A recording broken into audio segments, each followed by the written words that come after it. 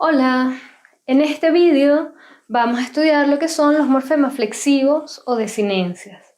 En los anteriores estudiamos lo que son los morfemas derivativos o léxicos, que son los que sirven para crear nuevas palabras, y ahora vamos a pasar a los morfemas flexivos o desinencias, que son los que permiten combinar correctamente las palabras. Esta función que cumplen los morfemas flexivos, ¿verdad?, tiene que ver con su significado. Ellos, a diferencia de los morfemas derivativos o léxicos, ¿verdad?, que tenían en la mayoría de los casos significados propios, léxicos, los morfemas flexivos, a diferencia, como digo, de los derivativos, no van a tener significado léxico, sino que su significado va a ser gramatical. Son segmentos gramaticales que aparecen en las palabras para marcar, por ejemplo, la diferencia entre el género femenino-masculino o el número singular-plural, ¿verdad? Y en ese sentido son marcas justamente que están sirviendo para que nosotros podamos reconocer si se trata, por ejemplo, en el caso del género, de un femenino, de un masculino, una palabra en femenino, una palabra en masculino, o si se trata de un elemento o de varios elementos en el caso del número, ¿okay?, si es singular o plural. En ese sentido es que se dice que son morfemas que tienen significado gramatical, ¿okay? Y aparte de estas distinciones que pueden marcar los morfemas flexivos de género y de número, están también las que le corresponden exclusivamente al verbo. Son marcas gramaticales que nos van a permitir reconocer a qué persona verbal corresponde ese verbo, ¿okay? Ya sabemos que las personas verbales son yo, tú, él, nosotros, vosotros, ellos. En qué tiempo está conjugado ese verbo, y en qué modo, ¿okay?, se enuncia esa acción, ¿verdad? Todas esas son marcas, como digo, que tienen que ver con características gramaticales. Y en ese sentido, las variaciones posibles que puede asumir una palabra que acepte ese tipo de morfemas son variaciones limitadas. ¿Qué quiero decir con esto? Que, por ejemplo, el conjunto de variaciones que se llama también flexión o paradigma flexivo de una palabra, el conjunto de variaciones que puede asumir un adjetivo, ¿verdad?, se limita a, por ejemplo, el adjetivo lindo, a lindo, linda, lindos, lindas. Es decir, lindo masculino, linda femenino, y después los plurales de este masculino, lindo, lindos, y el plural de este femenino, linda, lindas, ¿vale? Esas son todas las palabras que entrarían dentro de esa flexión, porque son las posibles variaciones, no hay más. Mientras que lo que tiene que ver con los paradigmas flexivos, que son las desinencias, es decir, aquellas que marcan todas las posibles formas de conjugación de un verbo, pues se van a limitar también justamente a tanto las personas verbales que forman parte del paradigma de conjugación, ¿verdad?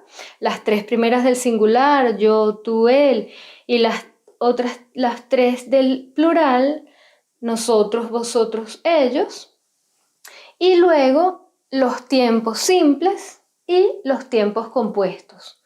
Esas desinencias entonces no van a poder ser más que las que pueden encontrarse dentro de estos paradigmas de conjugación verbal, y de ahí que se llaman paradigma flexivo de una palabra, en este caso de un verbo, ¿de acuerdo?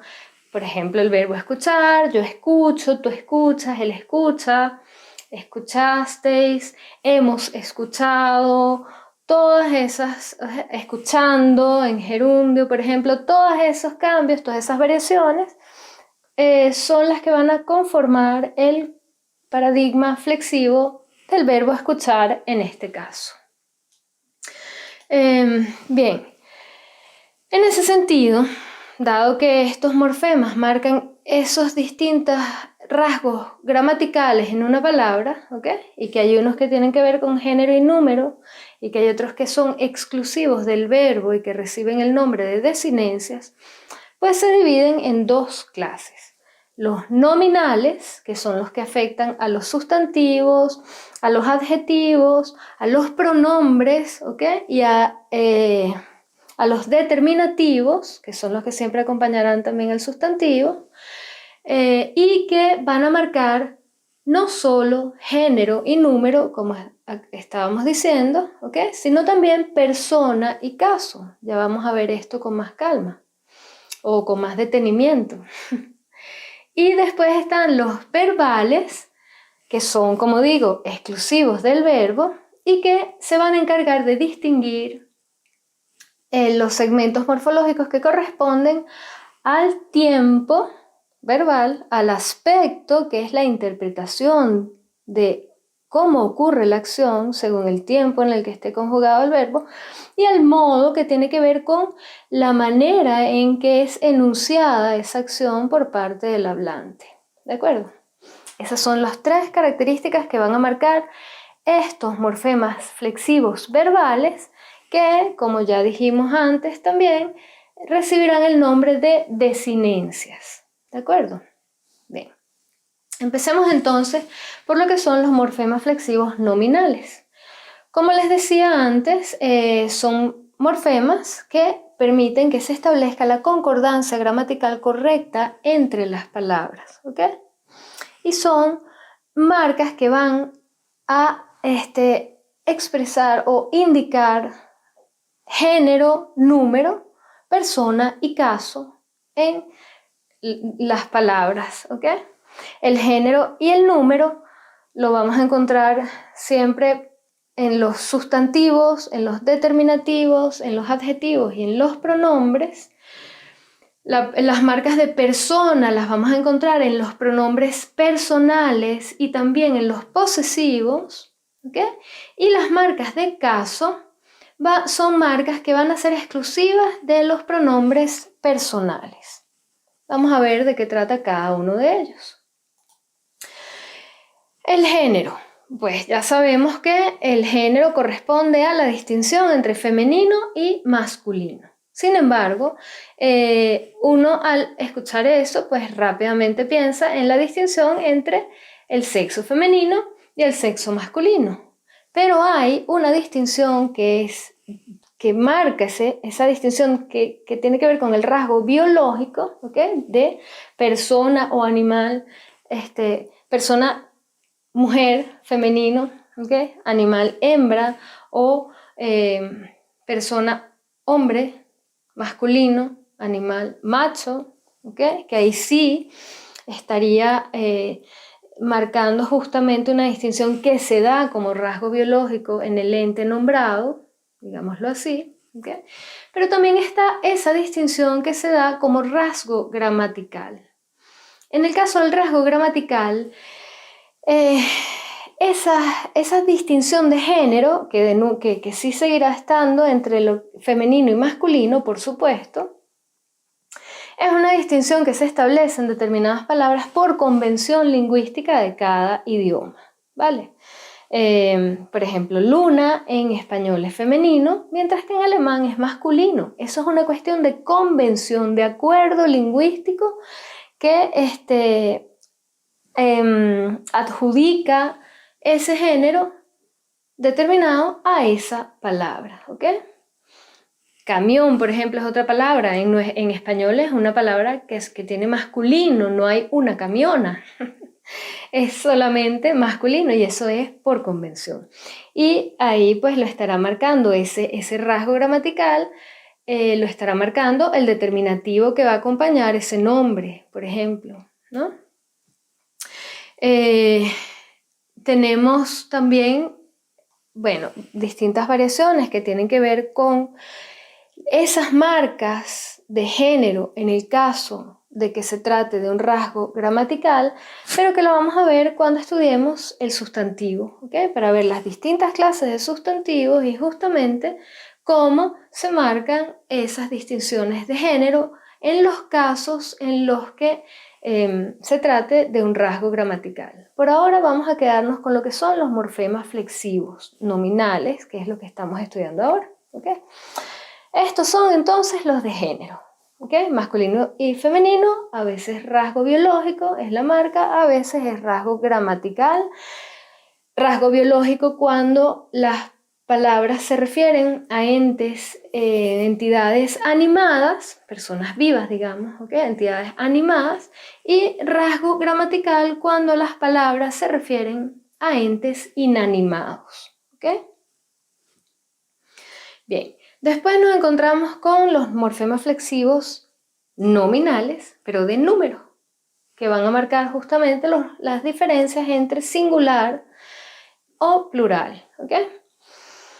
Eso, como decía al principio, esas marcas gramaticales van a aparecer principalmente en los sustantivos y en los pronombres, que son los que van a exigir que los determinativos y los adjetivos asuman su mismo número y también su mismo género, ¿ok? Para que concuerden con ellos, ¿ok? Recuerden que el sustantivo y el pronombre, que es el que puede sustituir al sustantivo, al nombre, ¿ok? Son o van a cumplir la función dentro de una oración de sujeto, es decir, de aquello de lo que se habla, o también de complemento directo, que es entonces el tema que también tiene que ver con aquello de lo que se habla en el enunciado, ¿no? Entonces, en ese sentido, pues, determinativos y adjetivos van a tener que concordar siempre con ese sustantivo, ¿vale? Tanto en género como en número. Entonces fíjense cómo estas marcas gramaticales están ahí porque justamente permiten que esa relación se dé de manera correcta, esa concordancia se establezca de manera correcta, ¿vale? Después tenemos los morfemas flexivos nominales que marcan la característica de persona, ¿ok? Como sabemos, en todo acto comunicativo están los que participan, ¿verdad? Que son los integrantes de ese acto. En este caso, yo, por ejemplo, sería el hablante, ustedes serían los receptores, ¿verdad? Quienes escuchan, y los morfemas flexivos, aquellos de lo que estamos hablando, ¿ok? Serían ellos en este caso, la tercera persona, ¿ok? Eso es lo que va a marcar este morfema de persona o esta marca gramatical que indica un rasgo de persona. Y, por supuesto, tiene que ver con los pronombres personales, yo, tú, él, nosotros, vosotros, ellos, y también con los posesivos, porque mí tiene que ver conmigo, con la primera persona verbal, tú, tuyo, con la segunda persona, su, suyo, con la tercera persona, aunque suyo podría corresponder también a una segunda persona de ustedes, en el caso de que sea un tratamiento informal, ¿no? No formal, usted, que, bueno, que también sería un tratamiento de tú, pero en otro sentido, y que también le correspondería ese pronombre posesivo suyo, ¿ok? Y vuestro, por supuesto, vosotros, y el posesivo sería vuestro. Entonces, todos estos pronombres, tanto personales como posesivos, están haciendo referencia o a esa primera persona o a la segunda persona, ¿ok? Emisor, hablante, receptor, oyente o lector, si es un texto escrito, y la tercera persona, que es aquello de lo que se habla, ¿vale? Entonces son marcas que nos interesará reconocer cuando estemos tanto analizando una oración como analizando un texto, porque fíjense cómo el uso de las distintas personas verbales, ¿ok? Marca, sitúa, ¿verdad? el acto de comunicación, quien enuncia, quien recibe, de lo que se habla, ¿ok? Y muchas veces, como veremos al momento de analizar los textos, se utiliza como estrategia discursiva, ¿ok? Porque la tercera persona, al hacer referencia a aquello de lo que se habla, permite una distancia en relación con eso de lo que se habla, ¿ok? Mientras que la segunda persona acerca inmediatamente al receptor porque yo me estoy dirigiendo directamente, yo como hablante, me estoy dirigiendo directamente a un tú, ¿ok? Si estamos en el mismo nivel, o a un usted, si estoy guardando las formas de respeto hacia mi receptor, ¿de acuerdo? Entonces eso es importante tenerlo en cuenta y son justamente estos morfemas flexivos de persona los que van a marcar esa distinción. Y después por último tenemos los morfemas flexivos nominales que van a marcar el caso. Estos sí son exclusivos de los pronombres personales. Y recordemos que los pronombres son esas clases de palabras, ¿ok?, que pueden sustituir al nombre y ocupar su lugar. Es decir, que pueden sustituir al sustantivo, que es el que puede cumplir la función de sujeto en una oración o de complemento directo.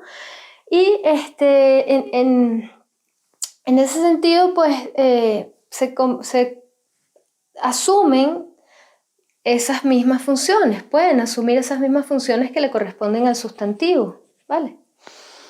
Y los morfemas flexivos nominales de caso van a estar marcando justamente esas funciones que son exclusivas de los pronombres, siempre que estén justamente sustituyendo al nombre o al sustantivo, ¿vale?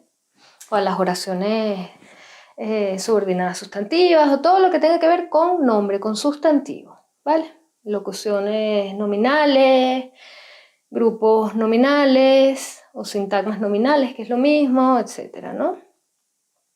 Entonces, estos casos serían 4. Está el nominativo, el acusativo, el dativo y el oblicuo, ¿ok? El nominativo es el que tiene que ver con dirigirme o hablar directamente en referencia a la persona verbal. Se utiliza, los pronombres son yo, tú, él, ¿ok?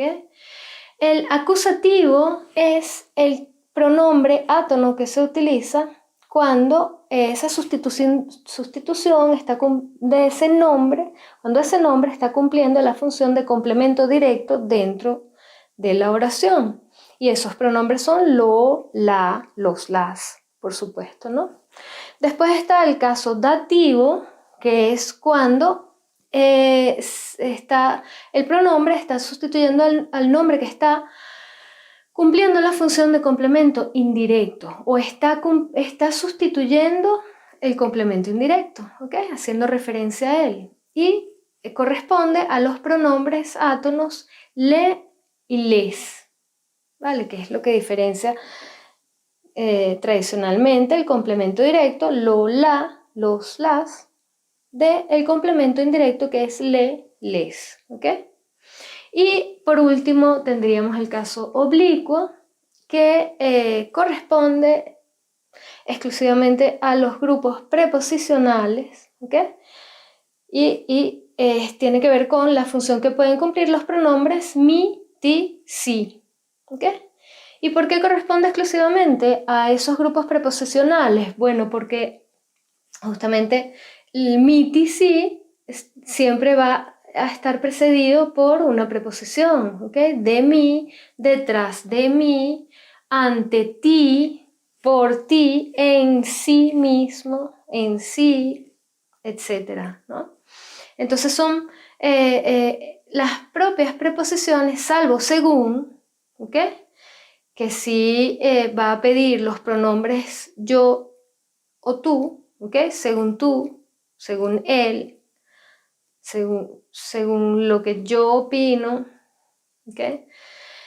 Todas las demás van a necesitar de esa preposición que los precede, o sea, la preposición va a poder preceder solamente a los pronombres átonos mi, ti, si.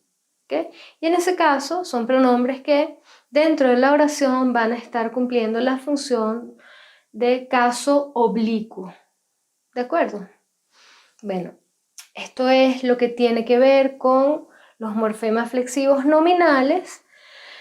Vamos a dejar este vídeo hasta aquí para explicar en el vídeo siguiente lo que tiene que ver con los morfemas flexivos verbales. Así que bueno, hasta el próximo vídeo.